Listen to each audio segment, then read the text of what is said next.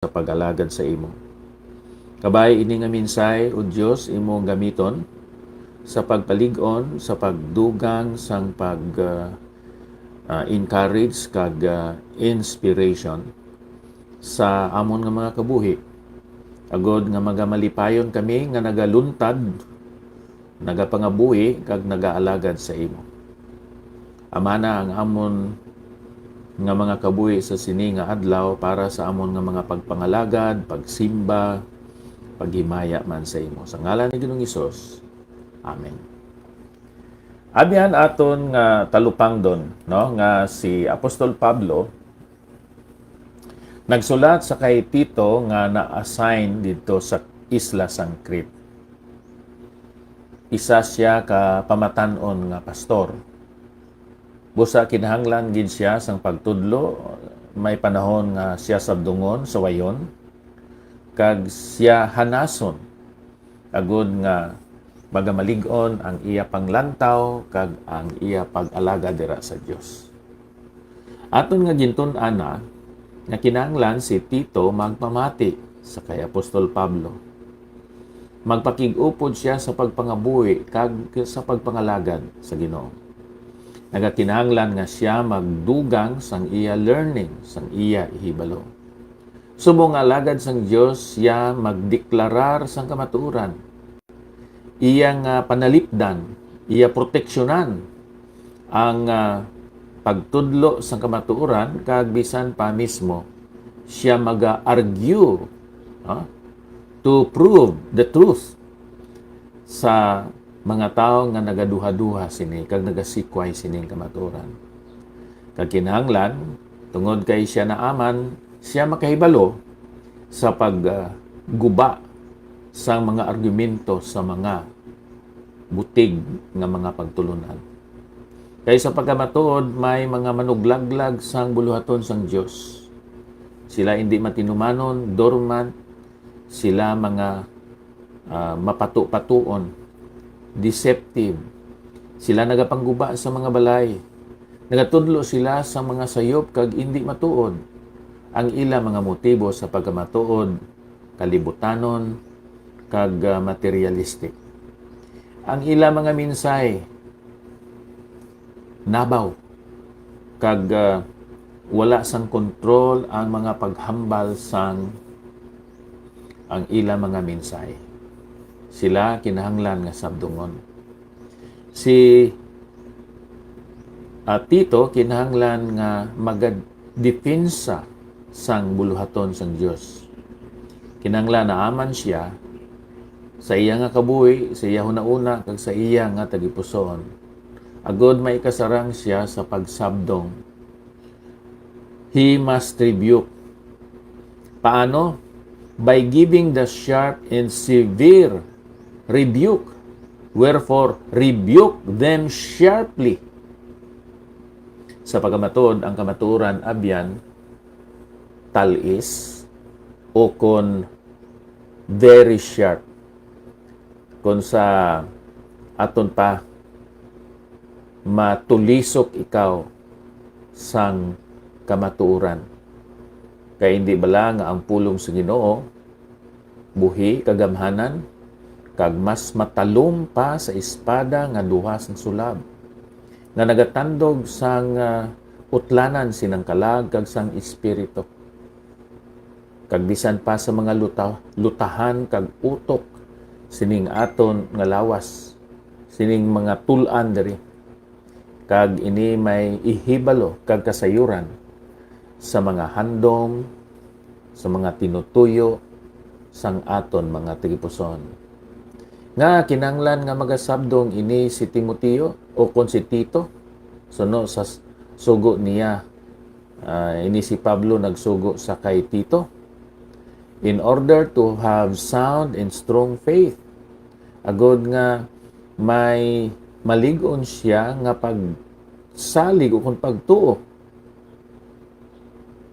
Kag ang iya nga pag-rebuke, iya pagabuhaton ini sa mga Kristohanon dito sa Crete. Agod nga sila mangin malig-on sa ila nga pagtuo, sa ila pagsalig, sa ila relasyon dira sa Ginoo.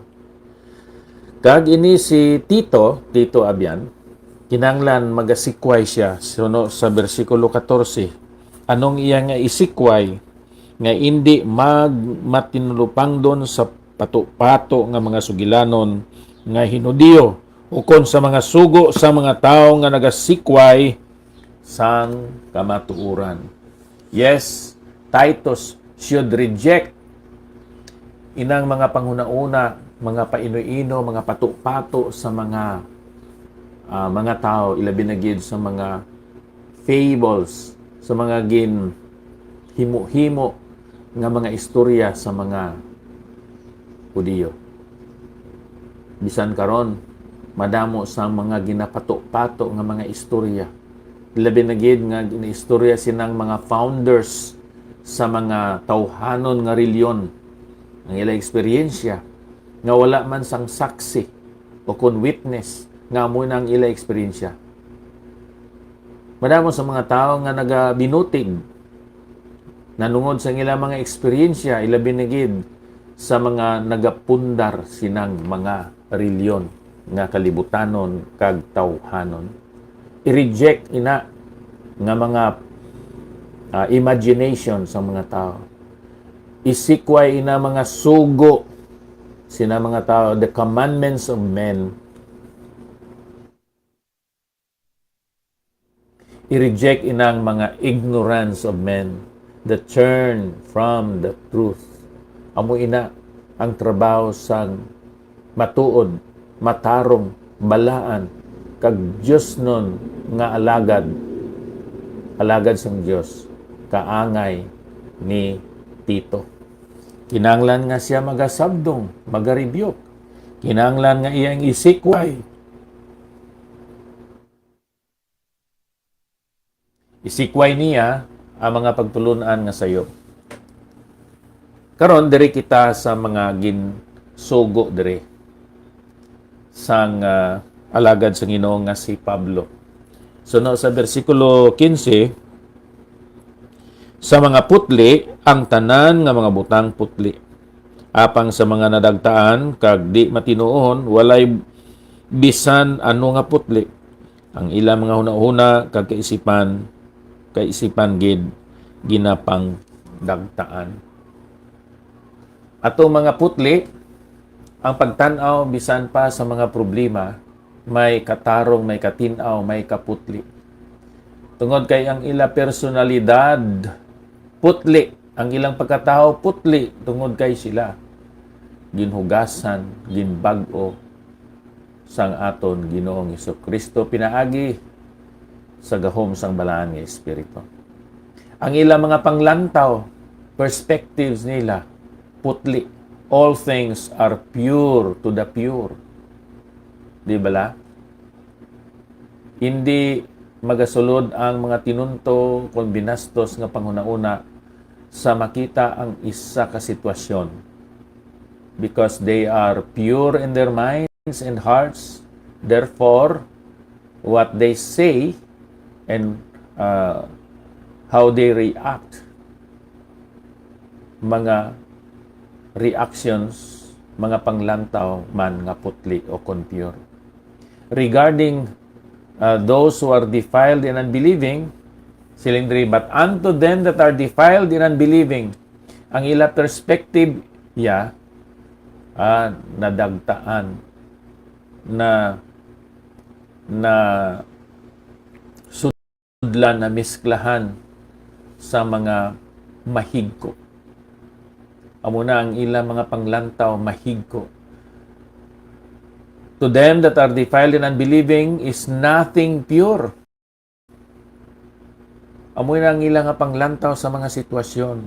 Ang pagtanaw nila sa pulong sa Ginoo, impure nga mga mata kag mga judgments, mga paghukom nila, impure man. Ang ila profession, ang ila mga ginasugid,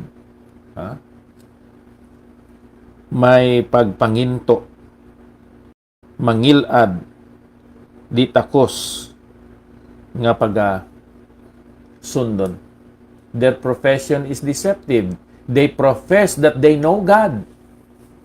And yet, their practices are debased. Their works reveal who they really are but in works they deny Him. Di ba madamo sa mga tao karon nga sila nagbalaton kay Kristo Jesus. May mga artista nga nagbag-o tungod kuno kay nagbaton kay Kristo Jesus, pero naga-live-in man sa gihapon. Hindi bala? Masubo kay amo nang nagakatabo.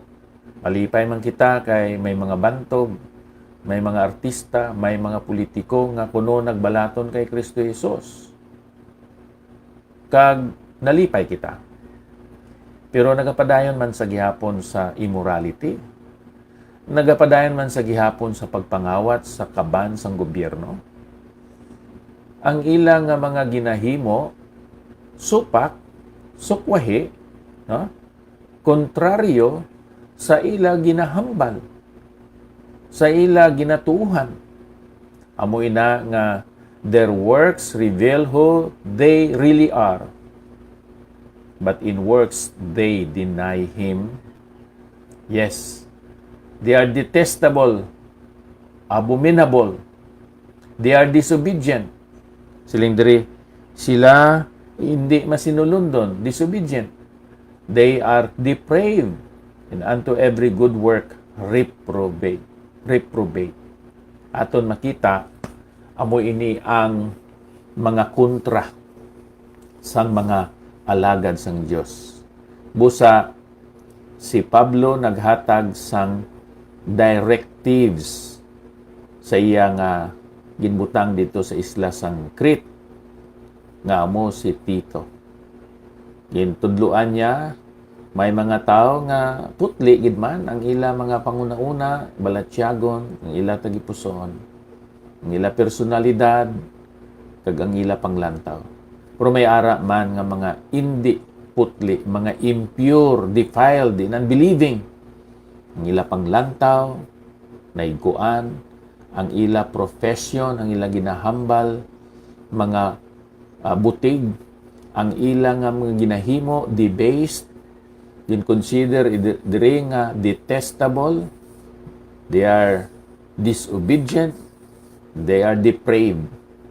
Panglantaw naton abyan sinang depravity, amo ini nga wala sang spark, kidlat, sang pagkamatarong kag pagkabalaan dira sa tao.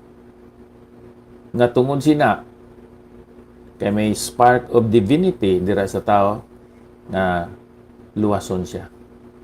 Wala gid sang pagka-Diyos nun, inclination nga mangin Diyos nun, matarong ang tao tungod kay siya depraved. Pero ang tao may abilidad sa pagpamati kag may abilidad sa gihapon sa pagpili. Busa kabay pa kuntani ini nga mensahe diri sa Tito 1:10 sa 16 nakahatag sa aton sang mga pagtulunan nga magpangaman gid ang mga alagad sang Dios tungod kay there are destroyers of the ministry, that these servants of God should be strong defenders of the ministry, and that they should obey, follow the directives for them as ministers. Diyos, nga balaan madamong gid nga salamat sa imo pulong. Ikaw ang magapakamaayo sang amon adlaw karon kag sa amon kabuhi. Himua kami nga mangin instrumento kag dalan o kun alagyan sang pagpakamaayo sa iban nga mga tao. Ini nga mga butang amon ginatugyan kag ginasalig sakay Ginoong Hesukristo nga amon manluluwas kabay pa. Nairel, salamat gid sa imo nga pag-replay sining aton segment karon. Akon nga mga pagpangamusta sa aton mga kabyanan nga nagatan-aw sining aton segment karon. Kabay nga ang Ginoo magapakamaayo sa inyo kag kamo nga nagapamati sini kun mahimo inyo ma-share dira sa inyo nga Facebook wall. Halin pa diri sa Bay City Fellowship Baptist Church, ako si Pastor Ipaprasakar. Nagasiling, ang Dios magpakamaayo sa aton nga tanan. Madamo gid. Nga salamat.